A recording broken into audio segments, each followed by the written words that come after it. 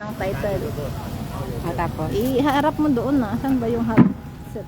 Irritate. ayan. Naka-live na yan? Oo. Live na to. Huwag ka nang mag-ingay. Aha. Kunin ko yung pamis. Broken hearted. Era. Broken hearted. Broken hearted era ni Madam Damin. Maganda yung view. Oh. Cute sana kung may mga isda to. Meron yan. Ayun no, orange. Nasaan? Ayun na. Ay, oo nga. Di ba kita? Kawawa naman siya, nag-iisa. Parang ako. Parang ikaw. Kawawa. Ay, ito marami. Oh. Diba? Ay, ito yan. Ay, ang laki. Parang siyang statwa. Diba? Ayun, janitor fish yata to. Oo. Ganito ang mangyayari pag broken hearted ka. Ganito ka lang naman kasi. Oh, diba? Makaganda. Aha.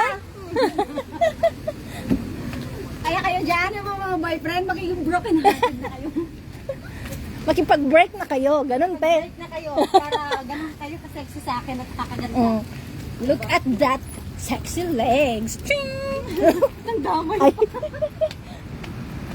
Hindi bang okay ng relasyon nila tapos dinamay. Sundan natin si Ang cute dito, guys. Madam Daming Alam mo, naisip ko, masayang broken hearted. naisip ko kung malaki to, nandito na ako sa gilid. Nakaupo na ano. Tatampisaw na. Huwag ka naman masyadong dumikit sa akin, te. Hindi kita yan yung long-legged mo.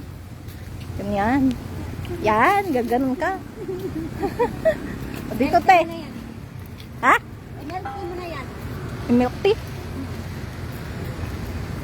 Dito tayo sa Pier 2. Habang umuulan, may pa-fountain na maliit dito. Wow, ganda. Hanggang ganyan lang. Mga cute size. Cute size.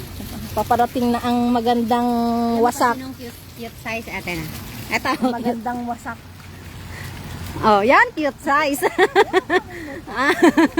Ito pala. Ayan daw, cute size. Parang siya. Huwag kang mag-alala, hindi lang akong broken hearted siya din. Nadamay. Nadamay. Okay. Eh, ano ba na? Finish mo.